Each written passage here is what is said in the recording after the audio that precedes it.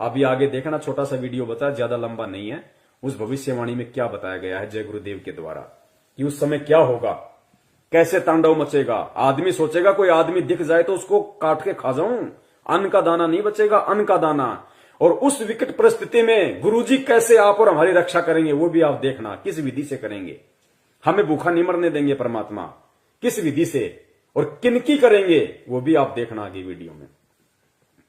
तो वो किला एकमात्र परम पूज्य सतगुरु रामपाल जी महाराज जी हैं। और जो व्यक्ति ये वीडियो देख रहे हों और अपना बचाव चाहते हो समय रहते, तो उन फर्जी नामदान केंद्रों पे जाके नाम दीक्षा मत लेना भैया, उल्टे मरोगे, उल्टे फंसोगे। सीधा सा उपाय है, सत्संग सुनो पहले। यूट्यूब पे किसी भगत से मेमोरी कार्ड लेके जो आपके संपर्क में आ जाए, कोई पुस्तक पढ़ के संत रामपाल जी महाराज जी के पहले सत्संग सुनो।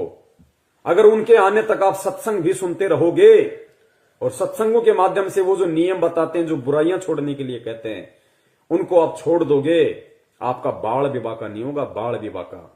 और अगर उनको परमात्मा मान के, सत्संग सुन के, ज्ञान को आधार बना के कि धरती पे अगर कोई संत है तो केवल यही है, भगवान अगर कोई धरती पे है तो संत रामपाल जी महाराज है, अगर इतना विश्वास आपको हो जाए, उसके बाद में किसी भी सत्सेवक भाई बहन से संपर्क कर लेना। उसके बाद में अपने घर में परमात्मा की 3 समय की आरती करो, घर में देसी घी का खड़ी बत्ती वाला दीपक जलाओ, परमेश्वर को दंडवत करो, सत्संग सुनो, परमात्मा का शब्द सुनो। बाल बाका नहीं होने देगा परमात्मा, बाल बाका नहीं होने देगा, और कोई तरीका नहीं है। प्रकार की चीजें आगे युग में होने वाली है। जो लोग भगवान के साथ जुड़े होंगे, अच्छाई के साथ धर्म के रास्ते पर चल रहे होंगे, सिर्फ वही बचे। अब देखिए लास्ट पार्ट है, उसके बाद में हम परमपिता परमेश्वर जी की दया से थोड़ा आराम करेंगे फिर। तो ये लास्ट है कि वो विनाश का समय होगा, कैसा होगा, कैसा उसमें तांडव मचेगा, किस प्रकार से लोग त्राही त्राहीमान हो जाएंगे, कैसी कैसी विकट परिस्थितियां पैदा होंगी। आप देखना आप इन चीजों को।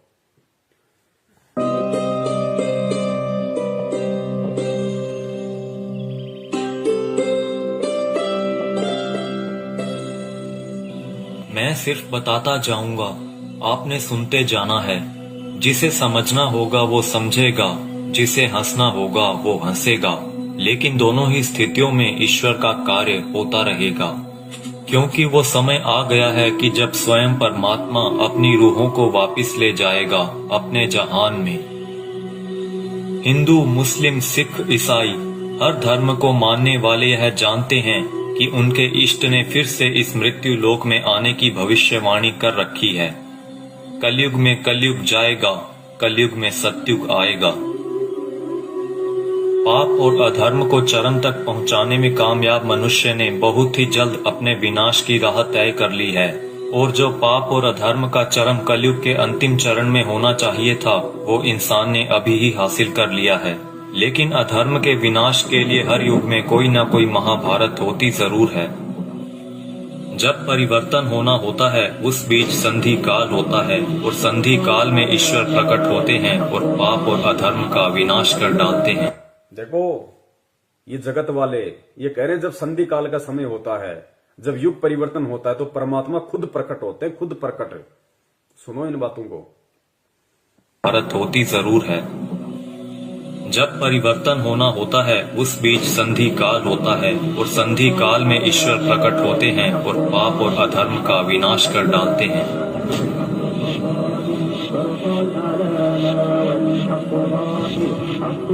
यह वीडियो वो लोग जरूर देखें जिनका परमात्मा में पूर्ण विश्वास है। इस वीडियो में दी गई जानकारी को ध्यान लगाकर समझिए। ये जानकारी कोई मनगढ़ंत या काल्पनिक बातें बिल्कुल नहीं है। ओडिशा में 400 साल पहले अच्युतानंद जी द्वारा भविष्य मालिका की रचना की गई थी। अच्युतानंद जी को भगवान श्री कृष्ण के परम सखा सुदामा का पुनर्अवतार माना गया है, जिसमें उन्होंने कलयुग के खत्म होने की भविष्यवाणी की है, जो कि गणनानुसार आने वाले कुछ वर्षों में हो सकता है। इसमें उन्होंने परमात्मा के प्रकट होने से पहले भारत के जो अंतिम प्रधानमंत्री होंगे उनके बारे में भी बताया है, और जो गुण बताए हैं वो वर्तमान के प्रधानमंत्री से मेल खाते हैं। यानी लोकतांत्रिक भारत के अंतिम प्रधानमंत्री होंगे श्री नरेंद्र मोदी, और उसके बाद होगा उस ईश्वर का प्रकट होना, और पूरे भारत में मिलिट्री शासन होगा, या कहें राजतंत्र कायम हो। अंतिम प्रधानमंत्री नरेंद्र मोदी होगा, पूरे देश में मिलिट्री शासन होगा, उसके बाद प्रकट होगा कौन? परम पूज्य सतगुरु रामपाल जी महाराज जी उसके बाद पूरी दुनिया के सामने आएंगे।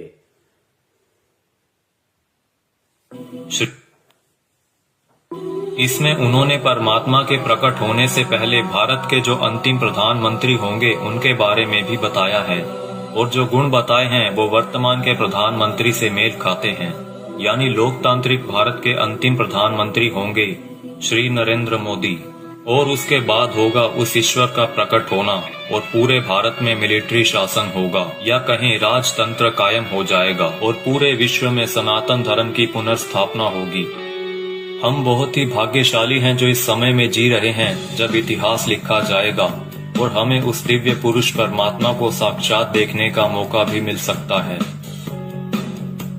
पद्म पुराण के छठे खंड में 71वें सेट पर श्लोक नंबर 279 से 282 में बताया गया है कि वो दुष्टों का विनाश करेंगे, पृथ्वी की हुई दुर्गति को ठीक करेंगे, अपनी सेना द्वारा ईश्वरीय नियमों को स्थापित करेंगे। वो पूरी दुनिया के एकमात्र शासक होंगे जिन पर किसी का नियंत्रण नहीं होगा, यानी कि वो सबसे ऊपर होंगे।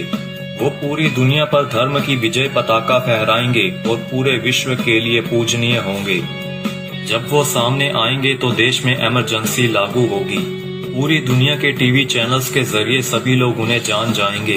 उनकी सेना होगी, एडमिनिस्ट्रेशन होगी और उनके समाज सेवी मनुष्य भी होंगे। फ्रांसीसी भविष्यवक्ता माइकल द नॉस्ट्रेडामस की भविष्यवाणियों पर पूरी दुनिया के लोग यकीन रखते हैं, क्योंकि वो हमेशा सच साबित होती रही हैं। जिसमें उन्होंने 2020 को एक बहुत ही हिंसक साल बताया है, जहां दुनिया के बड़े बड़े देशों में गृह युद्ध के हालात होंगे। 2020 में ही सदी का सबसे बड़ा आर्थिक संकट भी आएगा। इसी समय में लोग काफी जागरूक हो चुके होंगे और लोगों में एक तरह का आध्यात्मिक झुकाव देखने को मिलेगा। नॉस्ट्रेडामस की ये सभी भविष्यवाणियां सेंचुरी नामक पुस्तक में दर्ज हैं। उनकी भविष्यवाणियों में कुछ भविष्यवाणियां ये भी हैं। जल्द ही दुनिया का तारनहार जन्म लेगा। वो एक ऐसे देश में जन्म लेगा जिसका नाम किसी समुद्र के नाम से जुड़ा होगा। आप जानते ही हैं कि पूरे विश्व में प्राचीन समय से ही भारत ही एक ऐसा देश है जिसका नाम एक समुद्र के नाम से जुड़ा है, हिंद महासागर। आगे नॉस्ट्रेडामस लिखते हैं, मैं उसे जब जब देखता हूँ मेरा सर सजदे में झुक जाता है। वो दुनिया को ऐसा ज्ञान बताएगा जो आज तक किसी ने नहीं दिया होगा। स्वयं को ज्ञानी विद्वान कहलाने वाले सभी उसके समक्ष नतमस्तक होंगे। वो सभी आत्माओं को वापस अपने देश ले जाएगा। माना जाता है कि ईश्वर के अवतार का प्रकट होना वैश्विक त्रासदी के समय में होगा। आज चारों ओर डर और हिंसा का माहौल है। तरह तरह की आपदाएं नित प्रतिदिन आती रहती हैं और आने वाला समय भी पता नहीं क्या लेकर आ रहा है। क्या यह वैश्विक त्रासदी का समय नहीं है? मनुष्य बहुत ही छोटा हो जाएगा और उसके सभी अस्त्र शस्त्र निष्फल हो जाएंगे। आज मनुष्य में नैतिक चारित्रिक गुणों का पतन होता जा रहा है और वर्तमान समय में चल रही महामारी के लिए मनुष्य के सभी प्रयास भी निष्फल हो चुके हैं। कई सौ वर्ष पहले हुए संत सूरदास और संत रविदास जी ने भी उस अवतार के लिए भविष्यवाणियां कर रखी हैं, जिनके ऊपर हमने अलग से वीडियो बना रखी है। हो सकता है कि इस संधि काल के बाद ईश्वर द्वारा चुने गए कुछ मनुष्य ही अगले युग में कदम रखें। इसीलिए इस समय में हम सभी को पूर्ण रूप से, पूर्ण प्रयत्न से अपना आध्यात्मिक विकास करने की जरूरत है। लेकिन अभी आपने मथुरा के संत तुलसीदास जी की भविष्यवाणियों के बारे में तो सुना ही नहीं, जिन्होंने सन 1971 से लेकर आगे के कई सालों तक अपनी शाकाहारी पत्रिका के माध्यम से आने वाले समय के लिए बहुत सारी भविष्यवाणियां कर लोगों को जागरूक किया है। सतयुग एक दिन में नहीं आता।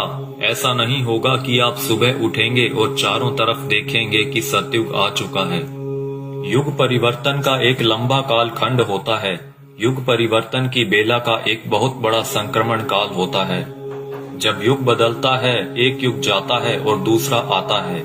तब जहां दो युगों की टक्कर होती है, महाविनाश होता है। चारों तरफ त्राहिमाम मचेगा। बहुत अकाल मौतें हों। पुण्यात्माओं, कैसी परिस्थितियां होंगी गुरुदेव के जेल से बाहर आने से पहले? ये बाहर आने से पहले की बातें हो रही है सारी। गुरुदेव के जेल से बाहर आने से पहले कैसी परिस्थितियां होंगी, कैसा भयंकर विनाशकारी समय होगा, और विनाशकारी समय में कौन बचेगा, किस प्रकार परमात्मा उसको बचाएंगे, सुनना ध्यान से। और ये जगत वाले कह रहे हैं, वीडियो बनाने वाले, कि अगर हमें वो सतयुग देखना है तो हमने अपनी भक्ति को बढ़ा देना चाहिए, अपना आध्यात्मिक विकास करने की शुरुआत कर देनी चाहिए। है जब युग बदलता है, एक युग जाता है और दूसरा आता है, तब जहां दो युगों की टक्कर होती है वहां विनाश होता है। चारों तरफ त्राही माम मचेगा, बहुत अकाल मौतें होंगी, लोग कीड़े मकोड़ों की तरह मरेंगे, लाशें पड़ी सड़ेंगी, उनको उठाने वाले नहीं मिलेंगे, कौन किसको उठाएगा। अब देखना, जो भगत भाई बहन 50 गज के प्लाट के लिए मारामारी करते हैं ना बिना ज्ञान के, बना लो, उधार ले लो, ये ले लो, वो कर लो, गुरुजी ने मुझे क्या मुझे लाभ दे दिया, मेरा कोई प्लाट नहीं बन पाया, मेरी कोई नौकरी नहीं लग रही, ये हो गया, फलाना हो गया, बिना ज्ञान के जो त्रुटियां निकालते रहते हैं। सुनो, आने वाले समय में क्या होगा, ये दुनिया के प्लाट खाली पड़े रहेंगे, जाके बस जाना किसी में भी। काल होता है जब युग बदलता है, एक युग जाता है और दूसरा आता है, तब जहां दो युगों की टक्कर होती है वहां विनाश होता है। चारों तरफ त्राही माम मचेगा, बहुत अकाल मौतें होंगी, लोग कीड़े मकोड़ों की तरह मरेंगे, लाशें पड़ी सड़ेंगी, उनको उठाने वाले नहीं मिलेंगे, कौन किसको उठाएगा। बच्चा, आज आप मुट्ठी भर पैसे लेकर जाते हो और बोरा भरकर अनाज लाते हो। आप बोरा भरकर नोट ले जाओगे लेकिन मुट्ठी भर अनाज नहीं मिलेगा, अन्न का दाना नहीं मिलेगा। नाली में पड़े रोटी के टुकड़े को देखकर सोचोगे कि उठाकर खा लिया जाए। अन्न का दाना नहीं मिलेगा, नाली में पड़े हुए रोटी के टुकड़े को देखकर सोचोगे कि खा लिया जाए, वरना मरेंगे। उस समय में परमात्मा क्या करेगा अपने भगत के साथ, जो वर्तमान में उनको परमात्मा मान के मर्यादा में रह के भक्ति कर रहा होगा। आगे देखना, कौन किसको उठाएगा। बच्चा, आज आप मुट्ठी भर पैसे लेकर जाते हो और बोरा भरकर अनाज लाते हो। आप बोरा भरकर नोट ले जाओगे लेकिन मुट्ठी भर अनाज नहीं मिलेगा, अन्न का दाना नहीं मिलेगा। नाली में पड़े रोटी के टुकड़े को देखकर सोचोगे कि उठाकर खा लिया जाए। ऐसा भयावह वक्त आएगा कि एक इंसान दूसरे इंसान को देखकर सोचेगा कि कब मौका मिले तो उसको काट कर खा जाऊं। भाई भाई आपस में जान के दुश्मन बन जाएंगे, परिवार में झगड़ा झंझट, जाति जाति में झगड़े, समाजों में भीषण टकराव होंगे। मुल्क जाति में झगड़े, समाज में भीषण टकराव। दास ने बहुत समय पहले परमात्मा की दी हुई बुद्धि से एक पंपलेट बनाया था कि ये जो हिंदुस्तान में जो ये जगह जगह जो ये संगठन पैदा हो रहे हैं, हिंदू सेना, हिंदू युवा वाहिनी, राजपूत करणी सेना, भीम सेना, शिवसेना, बजरंग दल, ये बारूद के बम हैं, ये फटेंगे आने वाले समय में। आपस में ये जो कह रहे हैं ना कि जाति जाति की दुश्मन हो जाएगी, समाज एक दूसरे के दुश्मन हो जाएंगे, ये बारूद के बम हैं जो तैयार हो रहे हैं। सरेआम तलवारें और बंदूकें लहराते हैं कि हमारा भगवा, हमारा ये, हमारा वो। ये देखना, ये त्राई मान मचेगा, गृह युद्ध। का मिले तो उसको काट कर खा जाऊं। भाई भाई आपस में जान के दुश्मन बन जाएंगे, परिवार में झगड़ा झंझट, जाति जाति में झगड़े, समाजों में भीषण टकराव होंगे। मुल्क आपस में टकरा जाएंगे, बहुत जनहानि होगी। इतने लोग मारे जाएंगे कि 15-15 कोस पर दिए जलते दिखाई देंगे। दूर दूर तक मकान खाली पड़े रहेंगे, उनमें रहने वाला कोई नहीं मिलेगा। जो बच जाएंगे और कहीं से कोई भटकता हुआ आ जाएगा तो कहेगा कि आप यहीं रह जाइए, साथ हो जाएगा। कई छोटे बड़े देश दुनिया के नक्शे से इस तरह गायब हो जाएंगे जैसे वो कभी थे ही नहीं।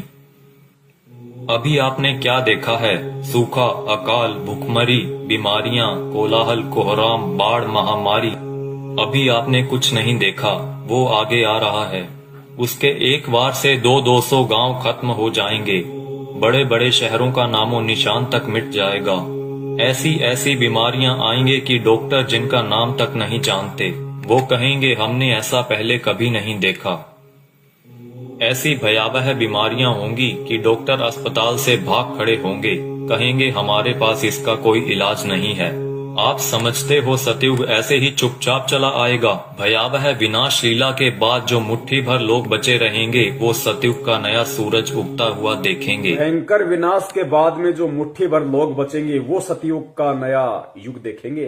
वो पुण्यात्माएं होंगी जो भक्ति करेंगी, जो गुरु जी के चरणों में लगी रहेंगी, जो किसी भी पाखंडी नकली गुरु धर्मगुरु के कहने पे उनकी वाणियों का उल्टा सीधा अर्थ बता बता के पाखंडी, जैसे वो मदन पंथ में कौन है वो नालायक, ऐसे लोगों के कहने से, उनके बहकाव में आने से जो अपने गुरु के प्रति अपनी श्रद्धा को खत्म कर देंगे, विश्वास को खत्म कर देंगे, शक और शंका की दृष्टि से अपने गुरु को देखने लगेंगे, भक्ति और ज्ञान को देखने लगेंगे, वो आने वाले सतयुग का स्वागत नहीं करेंगे, वो नहीं बचेंगे उस समय तक। का नाम तक नहीं जानते, वो कहेंगे हमने ऐसा पहले कभी नहीं देखा। ऐसी भयावह बीमारियां होंगी कि डॉक्टर अस्पताल से भाग खड़े होंगे, कहेंगे हमारे पास इसका कोई इलाज नहीं है। आप समझते हो सतयुग ऐसे ही चुपचाप चला आएगा? भयावह विनाश लीला के बाद जो मुट्ठी भर लोग बचे रहेंगे वो सतयुग का नया सूरज उगता हुआ देखेंगे और सतयुग की अगवानी के साक्षी बनेंगे। मुझे जो करना था मैंने अपना काम कर दिया है, अब कुदरत अपना काम करेगी। आने वाले समय में यूएनओ भारत में चलेगी, सुरक्षा परिषद भारत में आएगी, विश्व का न्याय भारत में होगा, देश और दुनिया का तख्ता पलट होगा, छोटे छोटे राष्ट्रों का भारत में विलय होगा, देश में प्राकृतिक और दैवीय प्रकोपों से भारी जनहानि होगी, 20 करोड़ लोग एक झटके में लापता हो जाएंगे, आबादी बहुत ही कम रह जाएगी। भारत की बहुत कम आबादी होने पर भी भरपेट खाना नहीं मिलेगा, इतने कष्ट आएंगे कि लोगों की कचूमर निकल। भारत की बहुत कम आबादी बचेगी, कहते हैं उसके बाद भी भरपेट खाने के लिए भोजन नहीं बचेगा लोगों के पास में, ही कम रह जाएगी। भारत की बहुत कम आबादी होने पर भी भरपेट खाना नहीं मिलेगा, इतने कष्ट आएंगे कि लोगों की कचूमर निकल जाएगी। चारों तरफ विश्व युद्ध होगा, कीटाणु बमों का प्रयोग किया जाएगा, एक सफेद पोशाकधारी ही युग परिवर्तन का कारण बने। बंदी छोड़ सतगुरु रामपाल जी महाराज की जय हो। एक सफेद पोशाकधारी, क्योंकि ये जितने भी भविष्य वक्ता हैं विदेशी, ये जो परमेश्वर को देख रहे हैं, उस अवतार को देख रहे हैं, ये गुरु जी के वर्तमान रूप को देख रहे हैं। एक सफेद पोशाकधारी जिसका गौर वर्ण होगा, चरम विहीन पादुकाएं होंगी, मस्तक पे अर्धचंद्र का निशान होगा, ये सतगुरु रामपाल जी महाराज जी के वर्तमान रूप को देख रहे हैं। अपनी भविष्यवाणियों में उन्होंने वर्तमान समय को उन्होंने देखा था। एक सफेद पोशाकधारी ही युग परिवर्तन का कारण बनेगा। मिलेगा। और वो रूपानंद कह रही है कि वो उत्तराखंड में है, साधु संत है, यहां तो लाल कपड़े वाले हैं सारे, गले में मोटी मोटी रुद्राक्ष की मालाएं पहने बैठे हैं, कोई मुंडित है, कोई चंडित है, कोई जटाधारी है, कोई लंगोटाधारी है। सफेद पोशाकधारी तो केवल परम पूज्य सतगुरु रामपाल जी महाराज है। आबादी बहुत ही कम रह जाएगी। भारत की बहुत कम आबादी होने पर भी भरपेट खाना नहीं मिलेगा, इतने कष्ट आएंगे कि लोगों की कचूमर निकल जाएगी। चारों तरफ विश्व युद्ध होगा, कीटाणु बमों का प्रयोग किया जाएगा, एक सफेद पोशाकधारी ही युग परिवर्तन का कारण बनेगा। आप शीघ्र अतिशीघ्र उस आध्यात्मिक शक्ति के साथ जुड़ जाएं तो आपका बचाव होगा।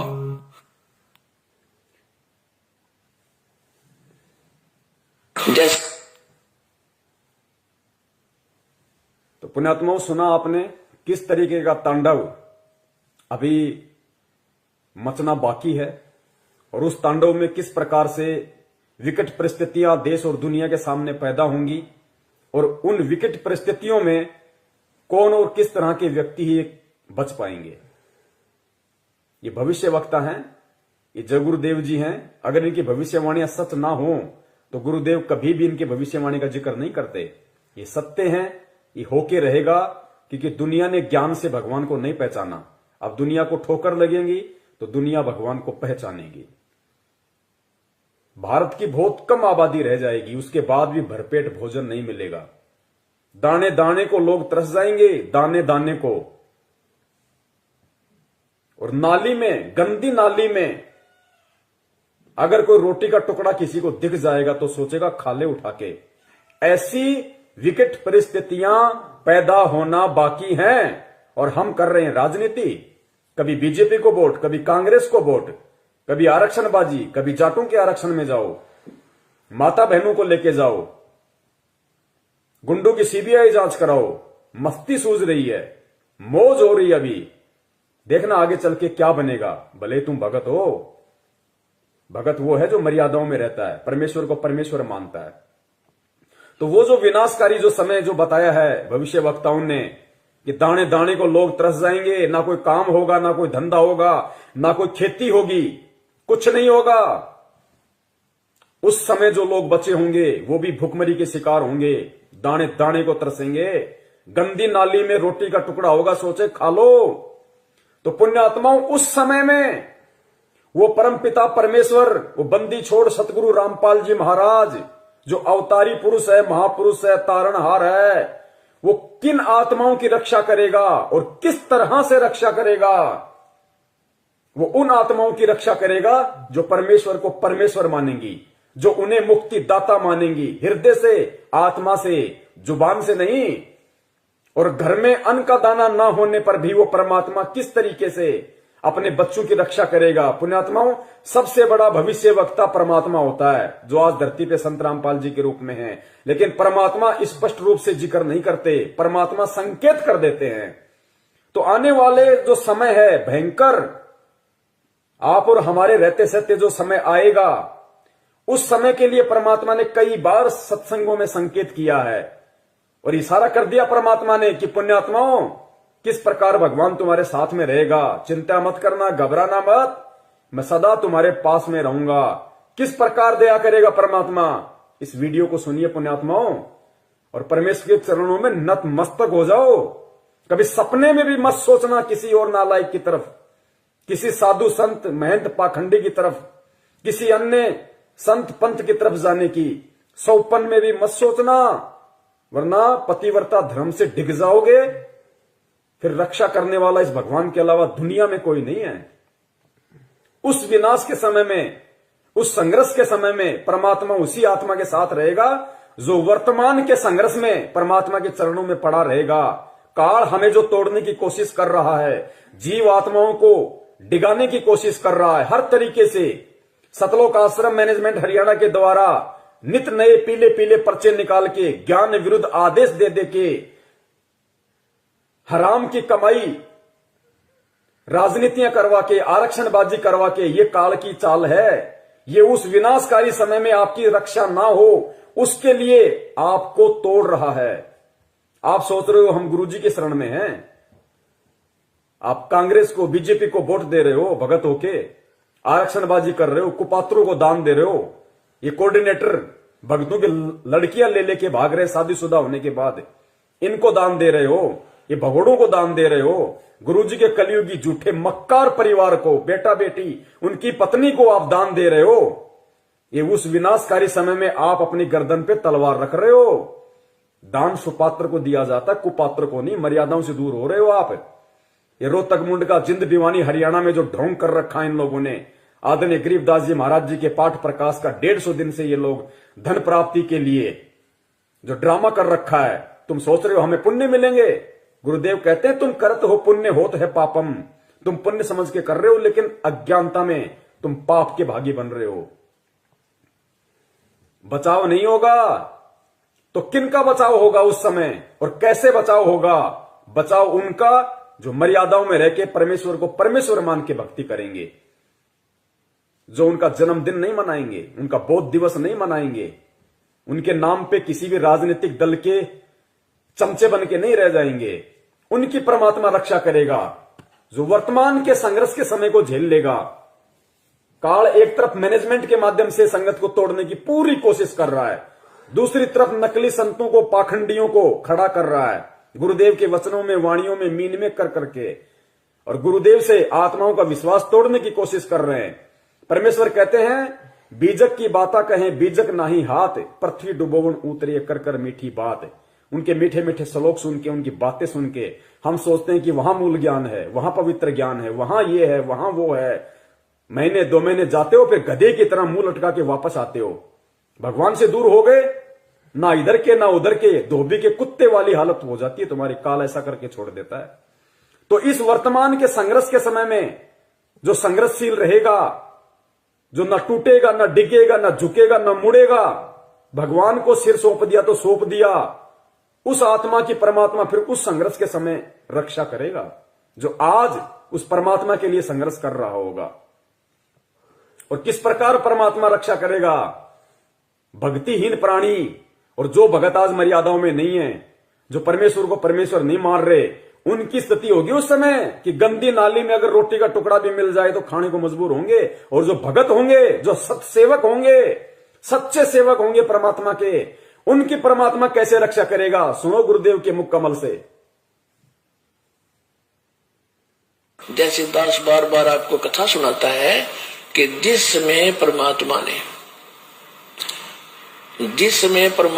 के नाम से झूठी चिट्ठी लिख दी थी कबीर जी के नाम से, और 18 लाख प्राणी साधु संत आगे थे। वो साधु संत कौन थे? घर छोड़कर जंगलों में अपने गुरुओं के पास भक्ति के लिए, भगवान के लिए भटक रहे थे। वो उनकी विशेष प्यारी आत्मा थी। अब वहां उन 18 लाख को 3 दिन तक झोंपड़ी में बैठे गरीब जुलाई ने, वो तो भगवान थे, लीला कर रहे थे, 3 दिन तक उनको वो भोजन खिलाया जो कभी सुना भी नहीं था उन महापुरुषों ने, भक्तों ने, साधुओं ने। और सोना की मोहर दी और दोहर दी और छक्के हलवा पूरी कचौड़ी जलेबी छक खावा, छह बखावा दिन में भूखे मरे थे, मेरे बुगड़े खानिए थे होते। तो उनके लिए जब ये लीला कर दी, पृथ्वी का को माल भी नहीं था, सतलोक से ला दिया जाता है। पृथ्वी का माल नहीं था, काशी का भंडारा किया परमेश्वर ने, 18 लाख को खिलाया दिन में 4-4 बार। इस पृथ्वी लोक का नहीं था, वो सतलोक से लाए थे परमात्मा। और फिर आगे देखना पुण्यात्माओं, किस प्रकार उस विनाश के समय में जब ऐसी संकट पैदा होगा, ऐसी विकट परिस्थितियां पैदा हो जाएंगी, क्योंकि गुरुदेव तो परमेश्वर है, अंतर्यामी है, उनको तो पता है उस विनाश के समय का। उस समय का थोड़ा सा जिक्र परमेश्वर ने किस प्रकार किया कि बच्चों, तुम्हारे घर में अगर 2 दाने भी होंगे तो परमात्मा क्या करेगा, फिर देखना। उसको कहते हैं भक्ति का प्रतिफल। मेरे बुगड़े खानिए थे होता है। तो उनके लिए जब ये लीला कर दी, पृथ्वी का को माल भी नहीं था, सतलोक से ला दिया जाता है। तो आने वाले समय में जैसे जनसंख्या बढ़ रही है, 100 वर्ष के बाद क्या खाएंगे ये, अगर ये माहौल नहीं बदलाते? फिर भगवान व्यवस्था करेगा। आपके घर में 2 दाने होंगे, तड़के भरा पाओगा मटका, पिप्पा भरा पाओ। आपके घर में 2 दाने होंगे ना, 2 दाने, तो परमात्मा कहते हैं भक्तिहीन प्राणियों की तरह मैं तुम्हें गंदी नाली में पड़ा हुआ रोटी का टुकड़ा नहीं खाने दूंगा। बच्चों, तुम्हारे घर में अगर 2 अन्न के दाने भी होंगे रात को, तो सुबह तुम्हारे उठने से पहले परमात्मा उस मटके को अनाज से भर देगा। ऐसी रक्षा करेगा परमेश्वर अपनी आत्माओं की। इसलिए हमारे को विश्वास होना चाहिए दृढ़, अटल, कि धरती पे अगर भगवान है तो संत रामपाल जी महाराज है, उनके अलावा कोई पुरुष नहीं है। बंदी छोड़ सतगुरु रामपाल जी महाराज की जय। पीका को माल भी नहीं था, सतलोक से ला दिया जाता है। तो आने वाले समय में जैसे जनसंख्या बढ़ रही है, 100 वर्ष के बाद क्या खाएंगे ये, अगर ये माहौल नहीं बदलाते? फिर भगवान व्यवस्था करेगा। आपके घर में फिर भगवान व्यवस्था करेगा। आज हम जो काम धंधा कर रहे हैं, 2 के 4 कर रहे हैं, हम जो अपना दिमाग चला रहे हैं कि हम कर रहे हैं तो खा रहे हैं, ये सब फेल हो जाएंगे। आज भी परमात्मा दे रहा है, आज भी परमात्मा ही करवा रहा है। कैसे करेगा परमात्मा, देखना। माहौल नहीं बदलाते, फिर भगवान व्यवस्था करेगा। आपके घर में 2 दाने होंगे, तड़के भरा पाओगा मटका, पिप्पा भरा पाओगा आटे का, इस तरह कर देगा दाता आपके लिए। लेकिन साध वचन पलटे नहीं, चाहे पलट जाए ब्रह्मांड। अगर परमेश्वर ने ये वाणी कही है कि आपके घर में 2 दाने होंगे, सुबह मटका भरा हुआ मिलेगा, तो वो विकट समय आएगा, वो 2 दाने वाला समय आएगा भाई। तभी परमेश्वर ने इस वाणी का जिक्र किया, ये बात कही है परमात्मा ने कि आपके घर में 2 दाने होंगे। नहीं तो भगत, आज हम अपना काम धंधा कर रहे हैं, अपना कमाई रहे ना, लेकिन एक समय ऐसा आएगा ना काम होगा, ना धंधा होगा, ना कोई घर से बाहर निकलेगा, डरेंगे, सहमे हुए होंगे, डरे हुए होंगे।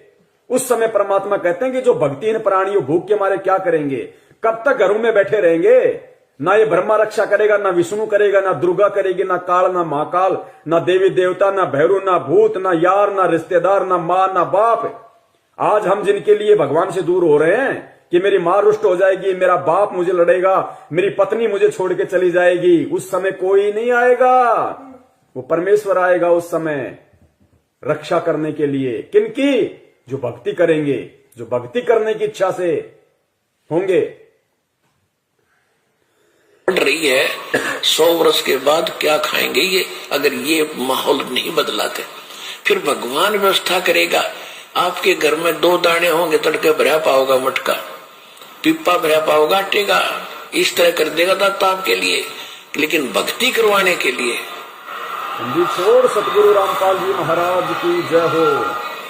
ये उनकी करेगा जो भक्ति करेंगे, और जो बकवाद ये उनकी करेगा जो भक्ति करेंगे, और जो बकवाद करेगा वो अपना करते रहेंगे, वो गंदी नाले के टुकड़े खाते रहेंगे भगत होके भी। पिप्पा भरा पाओगा आटे का, इस तरह कर देगा दाता आपके लिए। लेकिन भक्ति करवाने के लिए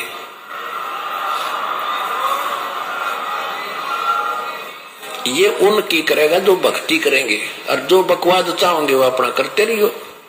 ठीक है, जैसा भक्ति भजन करेंगे उनका लाभ मिल जाएगा, लेकिन वो उसमें से खड़ी रह जाएंगे। राजनीति करने वाले करते रहियो, आरक्षणबाजी करने वाले करते रहियो, परमात्मा रक्षा उनकी करेगा जो भक्ति करेंगे, जिनका मकसद मोक्ष प्राप्ति का होगा, कांग्रेस को जिताने का, बीजेपी को जिताने का नहीं। तो कितने लोग आज मर्यादाओं में हैं, और कितने लोग भगत होकर भी अपने आप को भगवान का भगत समझते हुए भी मर्यादाओं से दूर हैं। ये अपना आकलन स्वयं कर ले। दास की यही विनती है, यही प्रार्थना है। सत संदेश हम देते रहेंगे जब तक परमेश्वर हमें सद्बुद्धि देते रहेंगे। और निवेदन करूंगा सभी भाई बहनों से, वीडियो को ज्यादा से ज्यादा, ये ऐसा वीडियो है, ये बहुत लंबा चलना चाहिए वीडियो, हर आत्मा तक संदेशा पहुंचना चाहिए। अभी दास इसको फेसबुक पे जाके और दोनों पार्ट को एक कर देगा ऊपर नीचे। उसके बाद में पुण्यात्माओं जितना हो सके वीडियो को शेयर करें, ताकि जिस प्रकार परमेश्वर ने आप और हमारे ऊपर दया करी है, उसी प्रकार परमात्मा हमारे अन्य भगत भाई बहनों पे भी दया करें, उनको भी परमेश्वर सद्बुद्धि दे, उनको भी समझ में आए, वो भी परमेश्वर को परमेश्वर माने। ठीक है, जो गलती उन्होंने परमात्मा का जन्मदिन मना के, बोध दिवस मना के कर दी है, अगली बार उनसे वो गलती ना हो, अगली बार उनसे वो गलतियां ना हो, वो भी आप और हमारी श्रेणी में आ जाएं, वो भी सत्सेवकों की श्रेणी में आए। तो हमें प्यार से, प्रेम से, बहुत ही आधीनी से परमपिता परमेश्वर जी के चरणों में बैठ के उनकी प्रेरणा से हमें ये सेवाएं करनी है, साथ में अपनी भक्ति भी करनी है, ताकि परमेश्वर भक्ति से ही प्रसन्न होंगे। सेवाओं का पुण्य अलग है। तो पुण्यात्माओं परमेश्वर दया करें, हम यही उनसे विनती करेंगे बारंबार उनके चरणों में दंडवत करते हुए कि परमात्मा साध संगति के लिए आप हम सत्सेवकों को लाइव शंका समाधान प्रोग्राम से जोड़े रखिए। आप इसी प्रकार हमारे सभी भाई बहनों का, हम एक दूसरे का इसी प्रकार भक्ति में विश्वास बनाए रखिए। हमारे अंदर वो दृढ़ता, वो विश्वास आप जी पैदा कीजिए, ताकि परमात्मा सपने में भी हम अपने पतिव्रता धर्म से दूर ना हो सकें। हम आपके चरण कमलों से परमात्मा सुई के नोक जितने भी दूर ना हो। और परमेश्वर यदि हमारा ऐसा कोई दुर्भाग्य, हमारा ऐसा कोई कुसंस्कार यदि हमारी ही किसी मूर्खता और गलती के कारण आना भी हो, तो परमात्मा उसी समय हमारी जीवन लीला समाप्त कर देना, और अगला जन्म परमात्मा उस समय देना जब आप हमारा मोक्ष कर सको, हमें सतलोक पहुंचा सको। बंदी छोड़ सतगुरु रामपाल जी महाराज की जय हो। सत साहेब।